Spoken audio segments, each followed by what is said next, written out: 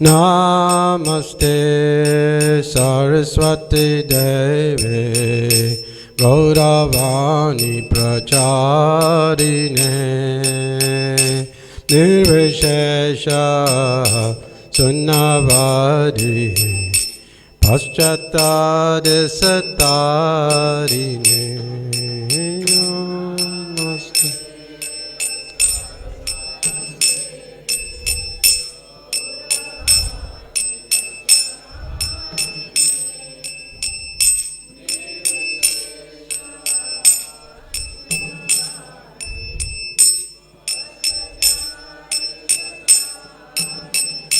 Jaya Shri Krishna Chaitanya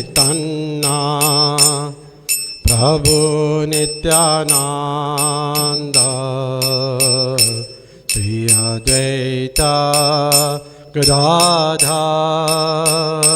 Srivasadi Gaur Bhakta Vrinda.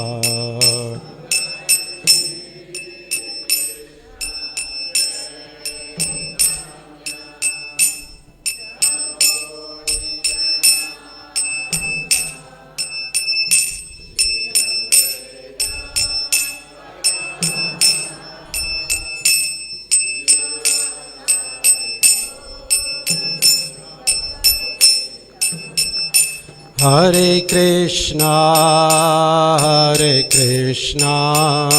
Krishna Krishna, Hare Hare, Hare Rama, Rama Rama, Hare Hare. Hare Krishna.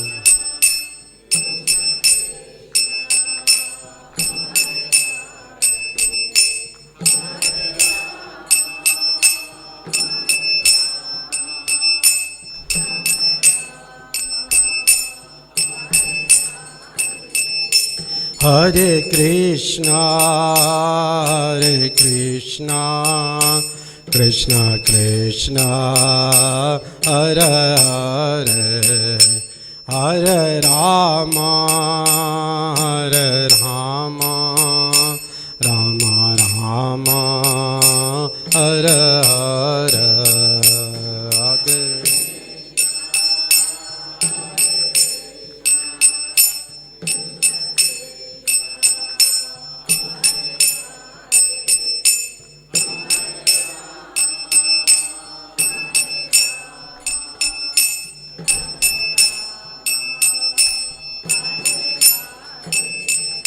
Hare Krishna, Krishna Krishna, Hare Hare, Hare Rama, Rama Rama, Hare Hare. Hare Krishna.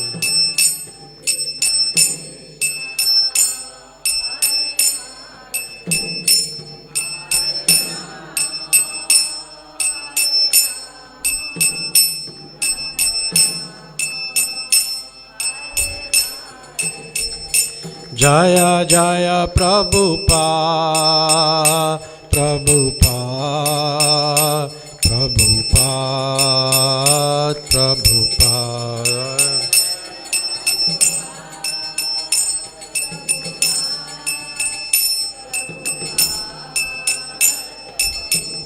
Jaya Jaya Prabhupada, Prabhupada, Prabhupada, Prabhupada.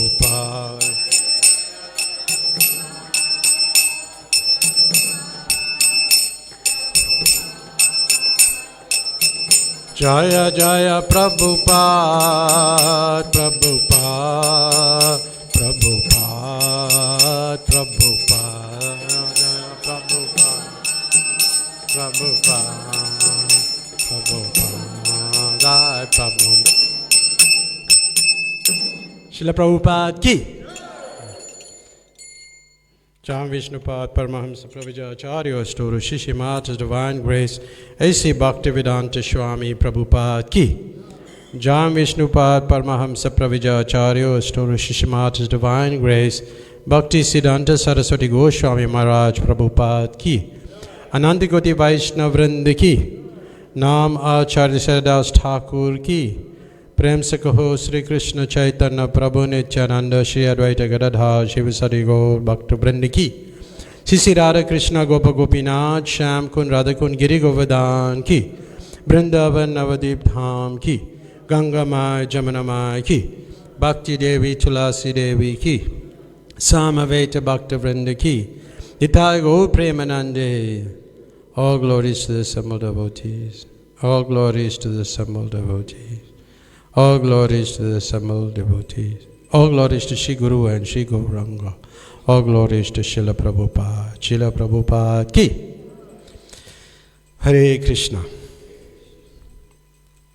So we're going to be reading from the Transcendental Diary. On Saturdays we normally read from the Transcendental Diary. On the second volume, June 6, 1976, Los Angeles. So I'm going to be commenting, reading, paraphrasing and commenting more. But if you have any questions that you'd like to raise, please ask, because I have to also leave for Richards Bay after this. Somehow I have to rush there for some emergency. So, Om Namo Bhagavate Vasudevaya.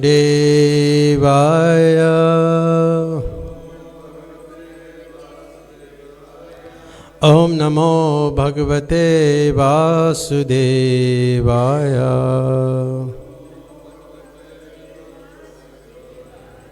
Om Namo Bhagavate Vasudevaya.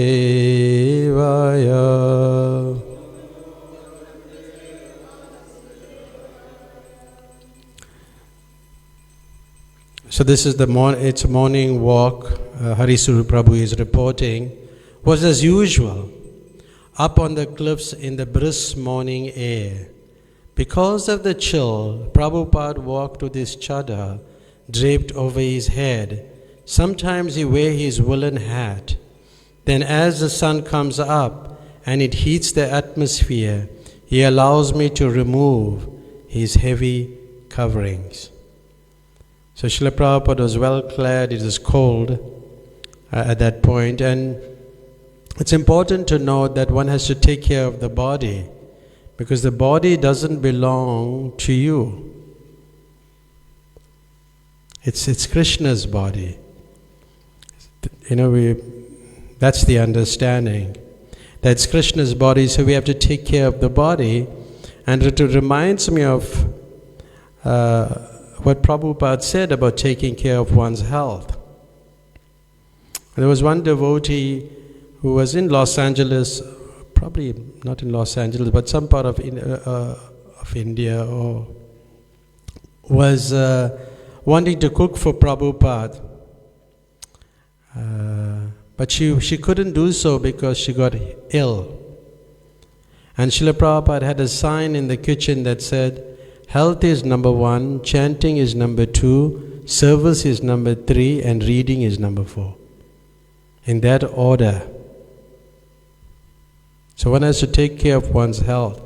And he had written it because one of his very senior disciples, Jadu Rani, weren't taking care of her health and was extending herself very much. So it's important for us to take care of our health. So again, reading on, in a car on the way back to greet their lordships, Prabhupada said something very interesting about the future possibilities of our movement. Rameshwar Maharaj was telling Prabhupada that he thought as our movement becomes greater and greater, the act of taking Krishna Prasadam at a restaurant or at our Sunday feast will be like a national pastime. I'm sure it is.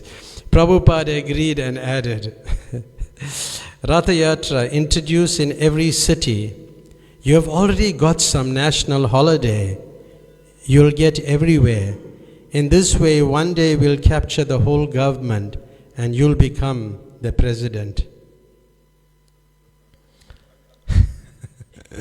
So like this, but Rameshwar Prabhu kind of shifted the focus from himself to another devotee who was politically minded, and Prabhupada wanted him to probably run for election. His name was Balavanta, nice devotee.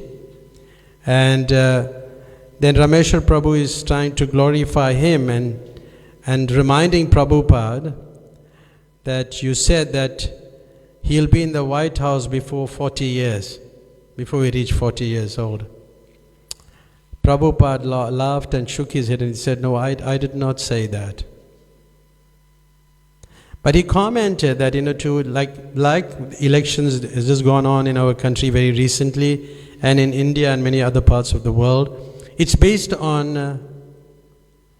the public favor, public opinion. So this opinion, that's all, can win, you become popular and you can become the president. Because if enough people desire you to lead the country, then they will vote for you.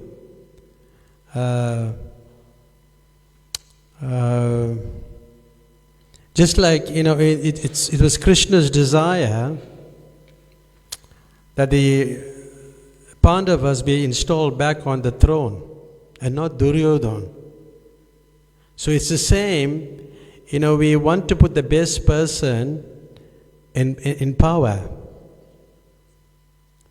But that leadership is very important. But then Rameshwar Prabhu, he made a comment, a pertinent observation, that they have created so many problems that to manage their government is the biggest headache. It's not easy to run a country, as much as it's not easy to run a temple. It's we have presidents, and the president of the country get 1/6 of the punya of the people, piety of the people, and he also gets the reactions. So being in positions, it's also demanding, and you get reaction. And Prabhupada gave his definition of a good government, 4 principles.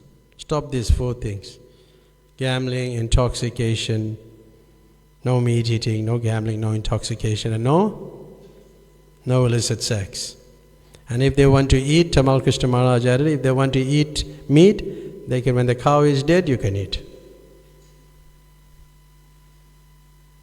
So these, these were the, Prabhupada had a different vision, and Narendra Modi has the same vision.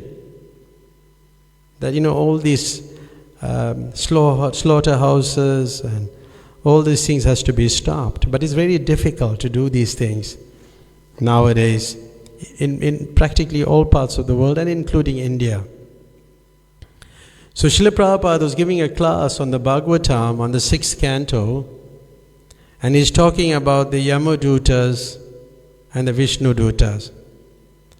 The Yamadutas replied to the Vishnudutas that whatever is in the Vedas constitute dharma, and anything outside that is irreligion. And as Srila Prabhupada was giving this discussion or giving this class, the devotees were listening very attentively. It's very important to listen attentively. It's not easy for somebody to listen attentively to a class. You know that, right? Your mind will be in the prasadam, your mind will be in so many places. It is running away. But attention, and how to become attentive? How are you going to become attentive? It's very difficult.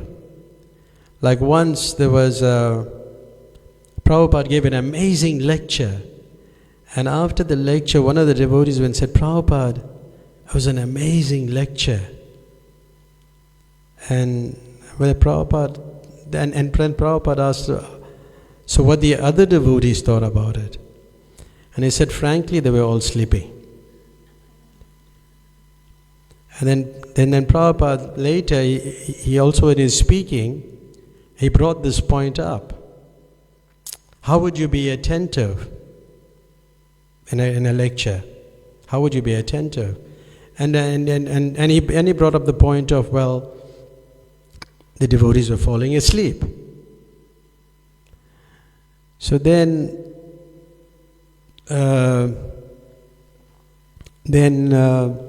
he raised the point that how would you become attentive? How would you not fall asleep in the Bhagavatam class? Like sometimes we're distributing books and people say they can't sleep. You'll say, no, take the Bhagavatam, you'll sleep. You can sleep. They'll put you to sleep. Anyway, yes. So he raised the point, and different devotees said, we slept late, we ate too late, we ate too much, we're having little rest. And they gave many reasons why they were falling asleep. But he said, none of those reasons are good enough. Only when you come to that realization that Krishna consciousness is the most important thing in your life, then you won't fall into sleep. Otherwise, you'll do everything. It's like that. So they were hearing very rapidly, attentively, and they were eager to hear every word. So the Yamadutas, the agents of Yamaraj, they are not so advanced. They're very odd-looking people. They're very odd-looking and uneducated. But how they are explaining about dharma, how they are explaining about religion, how is it? So it doesn't really matter, who's giving the lecture, how he looks, and but it's important to hear and to follow. So they are saying it is iti shushrama. We have heard from our master this knowledge. So it's interesting then, Harisuri Prabhu is saying that yes, in a sense we are like the legions of Yamaraj, rough, uncultured individual, uneducated on the principles of human life, but we have a perfect master, and that's Prabhupada. And we have full faith in him. And as we hear him, we have more faith and we surrender more to Krishna. And just like Yamaraj, he sends all his agents to different places, in every place in the planet, to take you back. So Srila Prabhupada was sending all his disciples to all over the world to give this message of Krishna consciousness. But in the purport to that verse, and I was reading it last night also, on the Srimad Bhagavatam on 6.140, Prabhupada makes the point that they were not manufacturing their own principles of religion. They heard from an authority, and he spoke about Bhagavad Dharma, or surrendering to the Supreme Personality of Godhead, and he quoted that verse 1866, Sarva Dharman Parityaja Mam Ekam Sharanam Vraja Aham Tam Sarva Papibhyo Mokshisyami Masuchaha. Just try, what is it? Abandon all varieties of religion and just surrender unto me. I'll deliver you from all sinful reactions. Do not fear.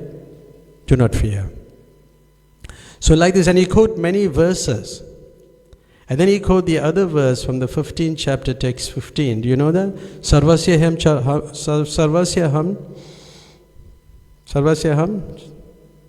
sanavistu. Sarvasyam sanavistu. Matasmitir jnanam apanam cha.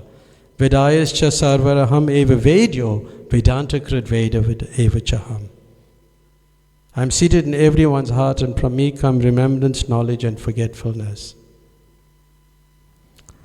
By all the Vedas I'm known. By all the Vedas, Krishna is saying. Indeed, I am the compiler of the Vedanta, and I am the knower of the Vedas. So you have to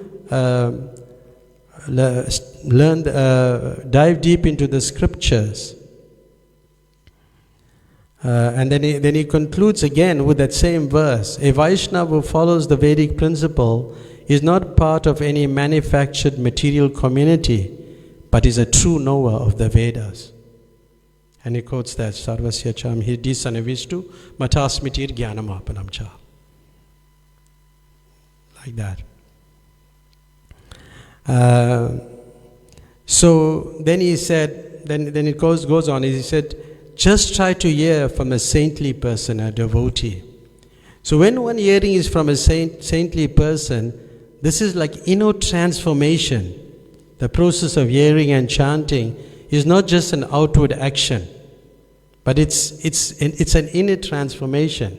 It purifies the heart, removes material attachments, awakens spiritual consciousness. So Srila Prabhupada taught all this, by engaging in devotional practices. And if you're very dedicated, then we'll gradually learn to love God, and all that from your heart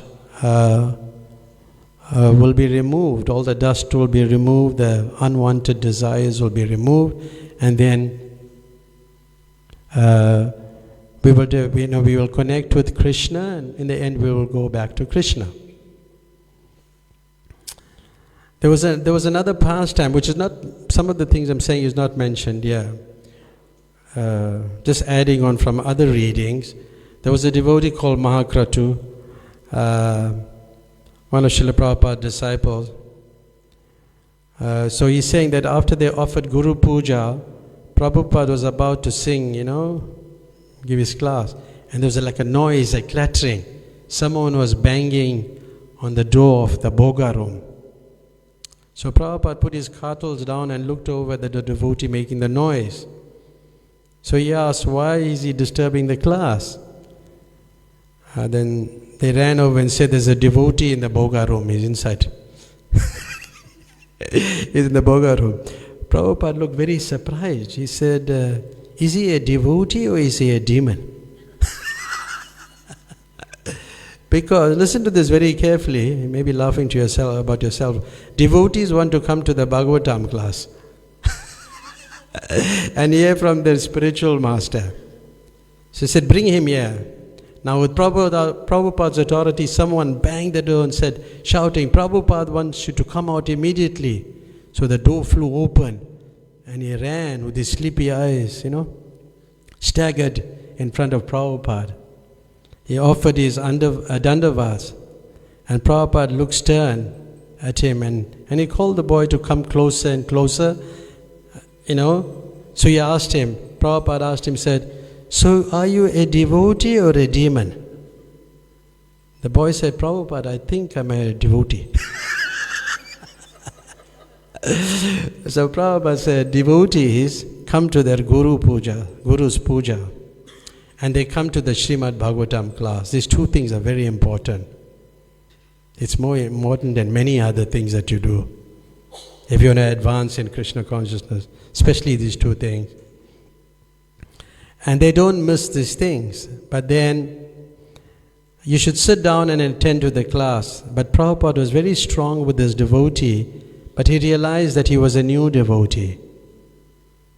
And then he kind of chastised the leadership, because you're so dirty, untidy, prasadam is wasted, everything is a mess, that the consciousness of the person is affected. So hearing from the authority, or hearing from Srila Prabhupada, hearing from the scriptures, that is very important. And then Prabhupada continues, if we hear from the devotees actually self-realized, one who has seen God through the Shastra, and never mind what you are. And he goes on to explain, you don't have to be a Brahmin, a Kshatriya, whoever you are, whatever you are, but remain in your place, sthana stita, Just remain in your place and simply hear. Shruti gatam tanuvan. Then one day, what will be the result? Because Krishna is unconquerable, but he's conquered by hearing. It's very important to hear about Krishna. See, ourselves, we've been trained from the time we joined to hear. And you'll always see us in the class, Hearing. This is the process. There's so much to talk on this point, just this point here about hearing, but we'll skip it. But I'll just read something that I picked up from another part of the book. In the case of non-devotees, the words Tanu Van Manobi refer to the word Ajita, unconquered, and indicate that those not engaged in the loving service of Lord Krishna cannot conquer the absolute truth by their bodily strength, verbal expertise, or mental power. Despite all their endeavors, the ultimate truth remains beyond their reach. In reference to the word Jita, conquered, Jit means win or conquer. Like the words Tanu Van Manobi indicate that the pure devotees of Lord Krishna conquer his body, words, and mind. Lord Krishna's body is conquered because he always remains by the side of his pure devotees. Lord Krishna's words are conquered because he always chants the glories of his devotees. And Lord Krishna's mind is conquered because he always thinks about his loving devotees. There's so much to speak on that. It's just another class on its own. But that's from the 10th canto of the Srimad Bhagavatam, 14th chapter, text number 3. So then there was like some control room where they would do some recordings and different things. Prabhupada sat behind a microphone, and Hari Sisi Raghunath ki.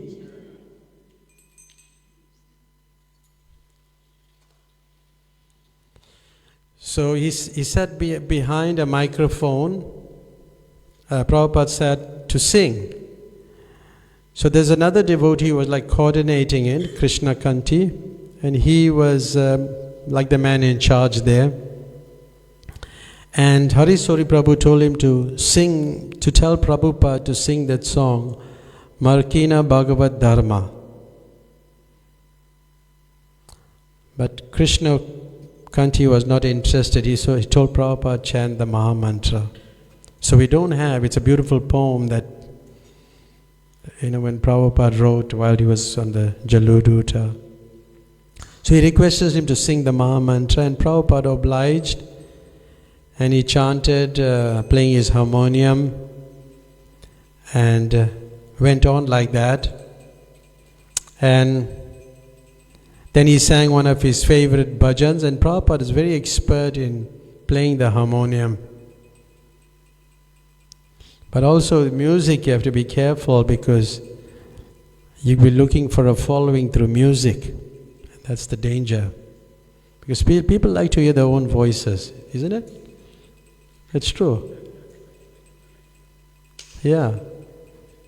It's like I was giving the class the other day on the seminar, and I spoke about it, about how if one is attracted to instruments and the music and voice and who's singing, and then there's a slight impurity in the person's heart. There's a slight impurity. Like Bhakti Siddhanta Saraswati Thakur would make people sing who can't sing. You know why? They will be singing for the pleasure of Krishna, not for your pleasure. That's the reason. What an interesting way, eh? So we are not just attracted to music just because of... But at the same time, a pure devotee can appreciate even when somebody plays the harmonium well, and he can appreciate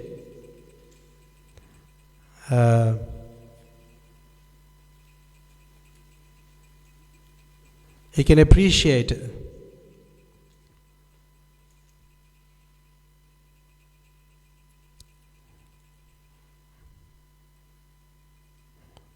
Yes, he can also appreciate the devotee if he's talented in something, because the talent is also coming from Krishna.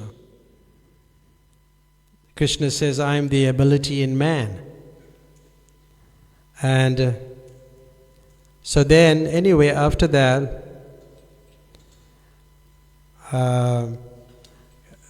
Krishnakanti and Mangalananda Prabhu, who were excellent singers, requested permission to record an album of modern music. So, again, it was about music, and lots of people sing different types, play different type, or sing differently nowadays, rap, pop, or hip hop, I don't know, all these kind of things. Different types of music. But they assured Prabhupada that this music or these songs would be all Krishna conscious. And Srila Prabhupada agreed. But the other devotee, Rameshwar Swami, at that time, very enthusiastically asked Prabhupada whether we could play these songs in the temple. And Prabhupada, just pulled his face like,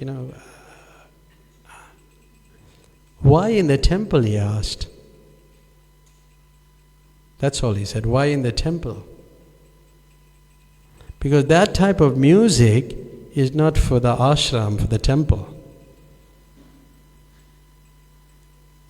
Like some years back we went, maybe over a decade or so, we accompanied just few of us, myself, Pundarik, Kadamba Maharaj, maybe one or two people. We went to Shongweni and he had his guitar. And there was other musicians there. And then he was jamming with them, and it was an amazing, there were hundreds and hundreds of people. But that was meant for that audience. So we have to be conscious when we read things like this about music. It's not that you can just play that type of music in the temple, and therefore he pulled his face. But in the Nectar of Instruction, Prabhupada raises he speaks about a musician also. And he was speaking about an English musician. That was George Harrison, who had become attracted to chanting the name of Krishna. And he had a very high opinion of George Harrison Prabhupada. He said, he likes chanting Hare Krishna. And he said we should show that person respect. And George Harrison although wanted to join the temple, but Prabhupada did encourage him to do so because he could do much more by being a musician. See? So Prabhupada said we should offer him respect. But in that purport of the Nectar of Instruction, Prabhupada says, on the other hand, we have witnessed that some of our contemporaries who are supposed to be great preachers have gradually fallen into the material conception of life because they have failed to chant the holy name of the Lord. So chanting is very important. Then Prabhupada got into the discussion of appreciating book distribution. And book distribution is very important. We should distribute books. And he's appreciating the library party. And he wrote, "It is nectar to my ears to hear the list of schools which are taking standing order." So it was nectar to his ears, just to hear that book distribution was going on. Then Harisuri Prabhu speaks about Giriraj Swami, who was Giriraj Prabhu at that time, who was the president of Bombay. he sent a letter with a devotee called Yogamaya Devi Dasi. And she also brought some oils for Prabhupada, which Prabhupada requested Giriraj Maharaj to send. But Giriraj Maharaj also sent some progress reports. It's interesting, just hear this a little carefully and see what you think. Just think about it. Giriraj Maharaj sent some progress report in selling rooms for 50,000 rupees each in the new guest house.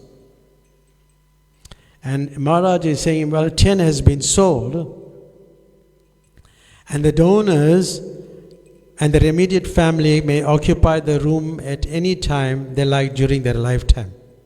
This is quite a good, nice thing, eh? Quite a nice investment. But then Giriraj Maharaj, he heard, and he said, he wrote in his letter, in his report, he said, in Tirupati, they only allow people to stay for 2 months. And Giriraj Maharaj come from a Jewish background. He wastes nothing. I have not seen him waste anything. Yeah. So, but the way he put it, he didn't instruct his spiritual master. He put it, if Prabhupada desired, he said, we could change to this standard without the donors objecting. So he didn't say we should do it, but if you desired it, because you cannot instruct your spiritual master. So Srila Prabhupada thought about it, he said, well, the 2-month plan was better. And then he instructed Giriraj Maharaj to change it. And then he said, well, the apartments in Bombay cost at least 2 lakhs. 2 lakhs, and if people know they can get a self-contained room for only 50,000 and remain permanently, it will cause us great difficulty because people come and stay in the temple. You know, people have different ideas of staying in a temple. To live in the Hare Krishna temple is not an easy thing. Try it. You try it. You know, you come live in the temple. It's not so easy. So, but we don't, not discouraging you, but you can come, but you'll get purified. So then Prabhupada came up with the idea that we should limit it to life members, and they can occupy it for 3 days only. So from any time to 2 months, and now to 3 days.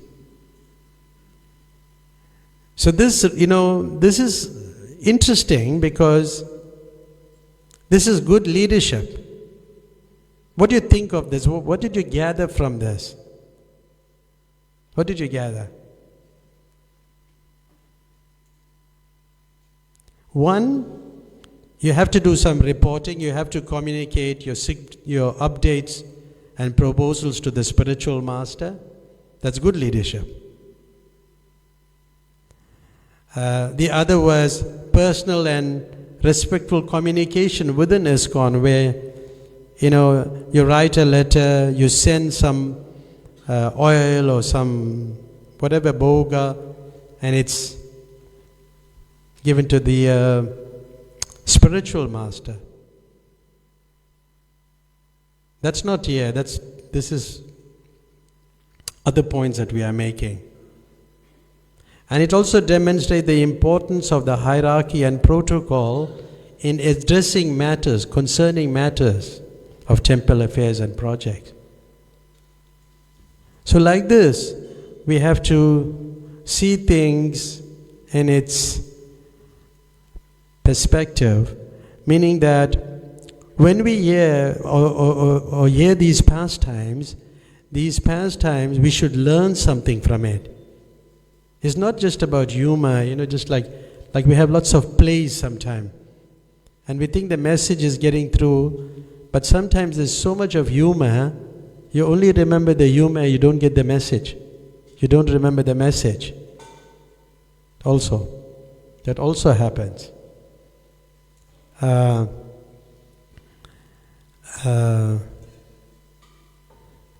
And Prabhupada was also concerned about the fairness and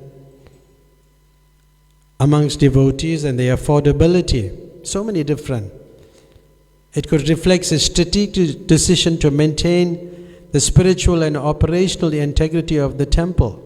And there must be consistency. There's so many things. Ethical and practical concerns, cultural and economic context, so many different things. But then, in conclusion, this passage, what we discussed, not only reveals strategic decision-making processes within ISKCON, but also shows the thoughtful consideration of economical, ethical, and organizational factors under Srila Prabhupada's leadership. I mean, on the spur of the moment, he just thinks about things, but very thoughtful.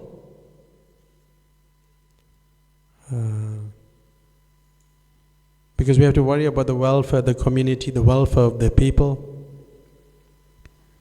So then, the discussion is continuing on Giriraj Swami.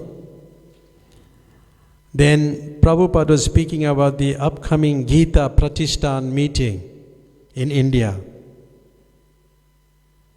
And Ramakrishna Bajaj, who was a prominent person, replied to Prabhupada's last letter and fixed a date.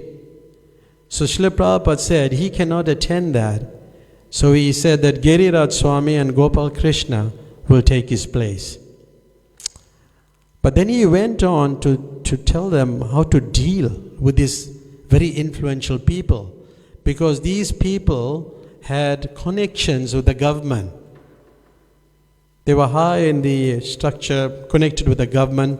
So Prabhupada gave detailed instruction to Giriraj Swami how to deal with it.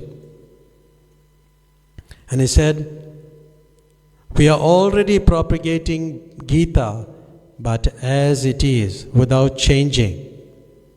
This should be the method. Krishna is not going to flatter the politician and learned scholar.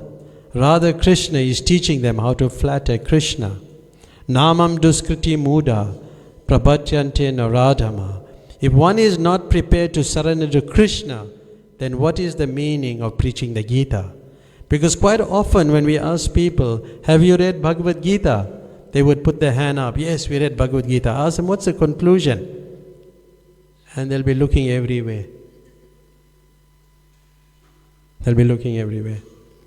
They don't know. But people use the Bhagavad Gita to promote themselves.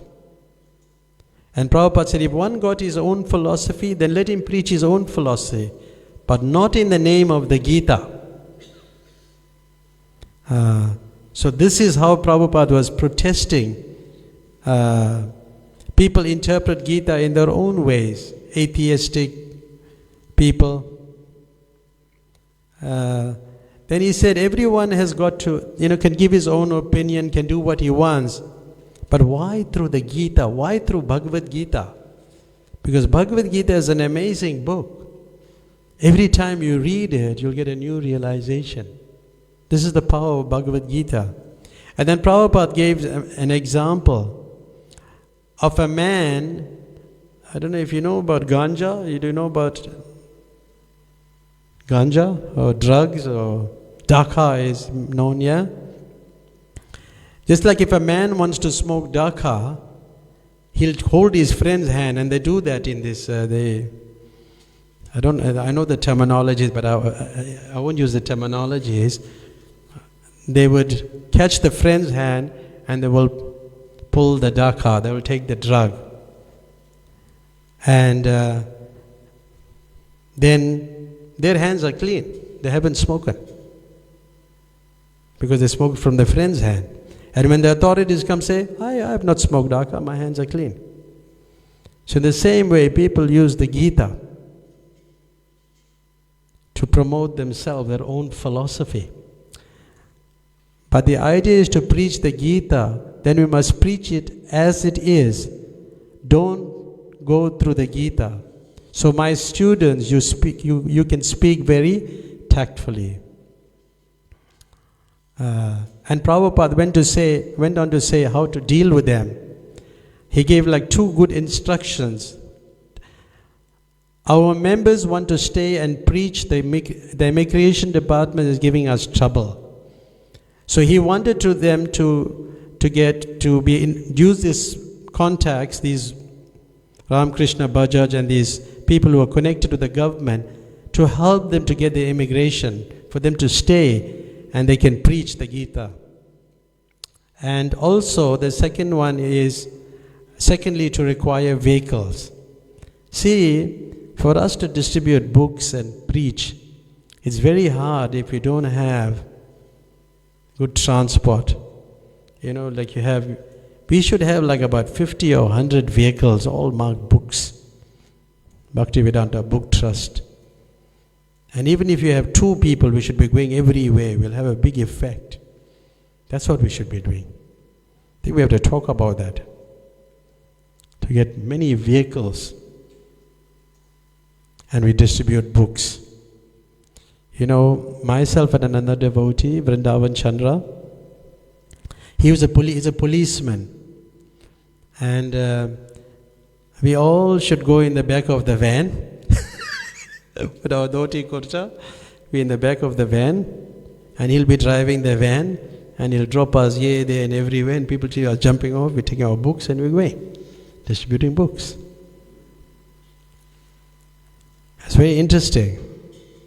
So we have to preach. And because it's the government's responsibility to preach. But we are taking that responsibility because the government meant to do that, especially in India. And then there was talking about a policeman, or there was a police commissioner. He said that kirtan is a nuisance. And Prabhupada was very upset because they were trying to get a no objection certificate for the temple in Juhu. Where there are no objections, so they can continue with their practices. But this person said it's a nuisance. And Prabhupada's response to this person was amazing. He said, later in the purport of Srimad Bhagavatam 10.3.22, Prabhupada commented on the police commissioner's statement that kirtan was a nuisance and on his own internal mood. Such uncivilized men are not in favor of Krishna consciousness movement. As public officers, they declare without hesitation that the chanting of Hare Krishna movement is a nonsense. Although Bhagavad Gita clearly says, Satatam kirto yanto mam yatantascha ridhavrataha. According to this verse, it is the duty of Mahatmas to chant the Hare Krishna mantra and try to spread it all over the world. Unfortunately, society is such in an uncivilized state that there are so-called Mahatmas who are prepared to kill cows and children and stop the Hare Krishna movement. Such uncivilized activities were actually demonstrated in opposition to the Hare Krishna movement's Bombay Center, Hare Krishna land. As Kamsa was not expected to kill the beautiful child of Devaki and Vasudeva, the uncivilized society, although unhappy about the advancement of the Krishna consciousness movement, cannot be expected to stop it. Yet we must face many difficulties in many different ways. Although Krishna cannot be killed, Vasudeva, as the father of Krishna, was trembling because in affection he thought that Kamsa would immediately come and kill his son. Similarly, although the Krishna consciousness movement and Krishna are not different, and no asuras can check it, we are afraid that at any moment the asuras can stop this movement in any part of the world. But anyway, when Prabhupada wrote that response to this police commissioner, he said he had never read anything like that. He had never read anything like that. Then the next, Harisuri Prabhu is reporting, and I'll just paraphrase it quickly. I will conclude with a few points from this and examine this particular verse. Of a tennis player, and he was, hiring coaches, but he would draw up a contract where people who were part of his staff, that they follow the 4 regulative principles, because he said that is the ideal government. That was the government meant to do. So the 4 regulative principle, and if they break it, they were released and cannot rejoin. So that was his contract. Because he was trying to influence them, these people were trying to influence them and bring them closer to Krishna. But he went to Prabhupada and he said, Prabhupada, that these people work very long hours because they are tennis coaches. And tennis is quite a demanding game. If you didn't know, it really takes a lot of energy to play tennis. If you played, I played a little, but yeah, it takes a lot. So, and he said that they cannot chant 16 rounds every day. And they said, they told us, Prabhupada, whether it's all right to chant 8 to 10 rounds. And Prabhupada, he appreciated their sincerity. And he was very friendly to them. But he said, you have to chant 16 rounds. 16 rounds. And the meeting was congenial and everything concluded. And he encouraged them to continue. So chanting 16 rounds is a must. There's so many letters that Prabhupada had written to his disciples. He said, but you must fulfill at least 16 rounds daily.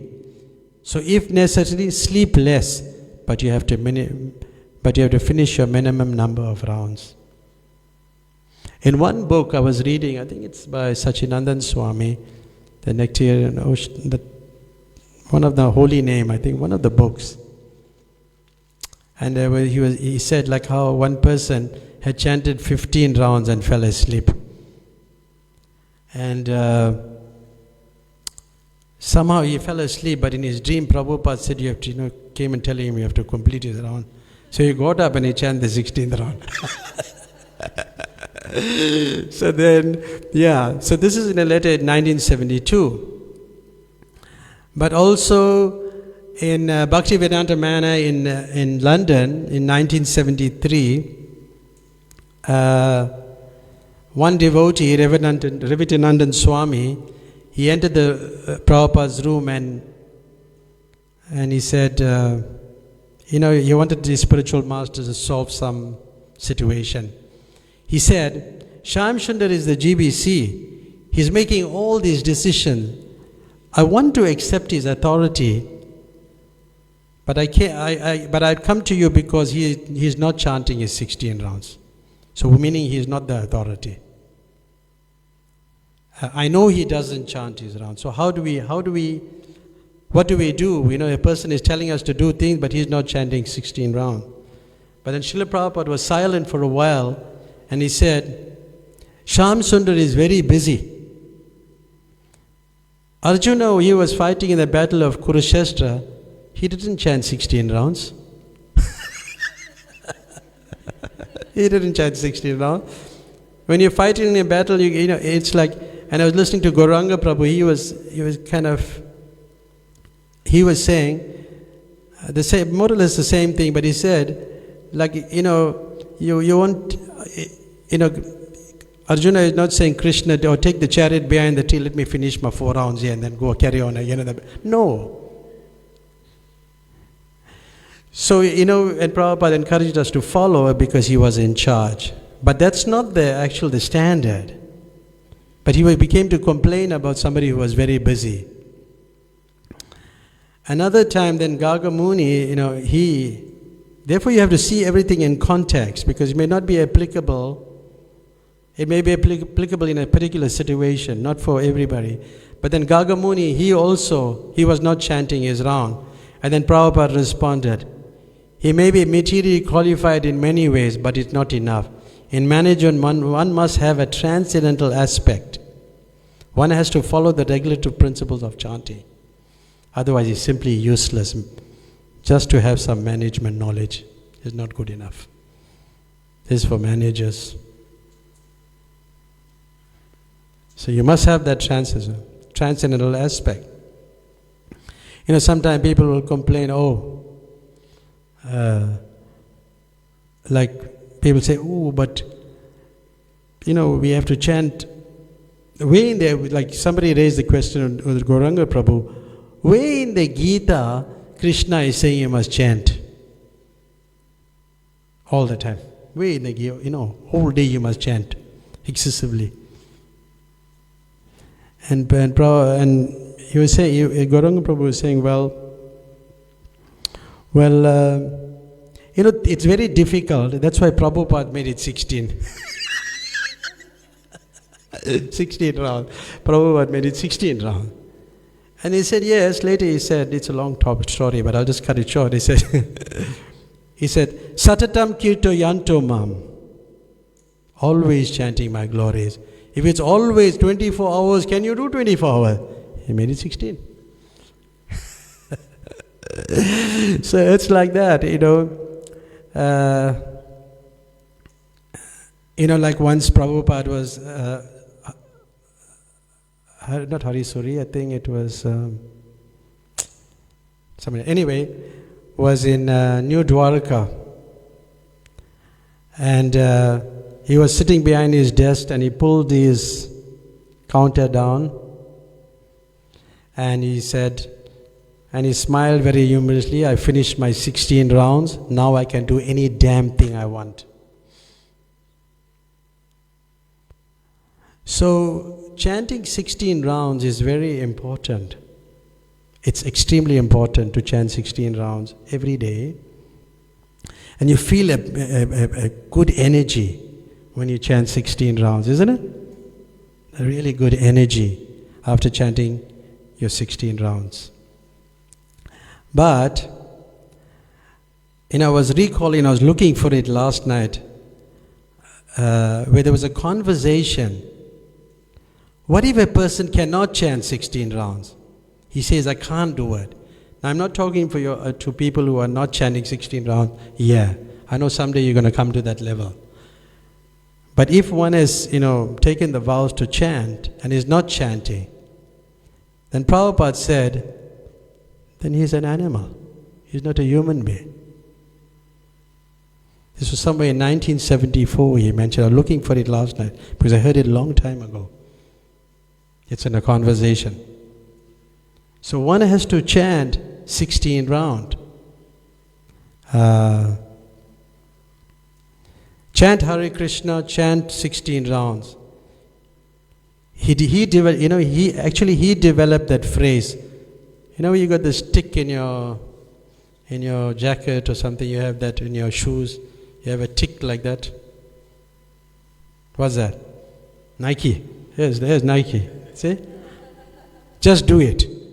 That came from Prabhupada. Just do it. Nike. Yeah.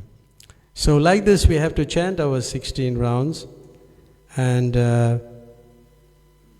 we place so much emphasis on Ekadasi and things like that. When people were questioning about Ekadasi, about the rules, you can chant 16 rounds.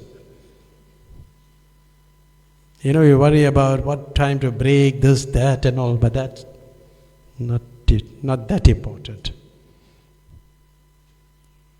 Isn't it? Like some devotees will, it raises the question, if the devotee is on the altar and the time to break fast is while he's doing the arti, what is he going to do? You get it? So there's so many things, there's so many rules, regulations, Some are higher rules, some are lesser rules. You can break a lesser rule for a higher rule, but you cannot break a higher rule for sense gratification. So it's like that. There's so many points in this thing. But then just examining this, that what we spoke about, those tennis players, they, you could see how many nice points, how Prabhupada acknowledged their sincerity, but he was not prepared to change. This reflects Prabhupada's unwavering adherence to traditional practices. Because these people wanted to chant 10 rounds only. He was not willing to compromise that. So we'll stop here. It's Hare Krishna. Thank you very much. Any comments or questions? We can stop here. Anybody like to say anything? You're all chanting 16 rounds? Very good. So thank you very much. Hare Krishna. Srila Prabhupada ki.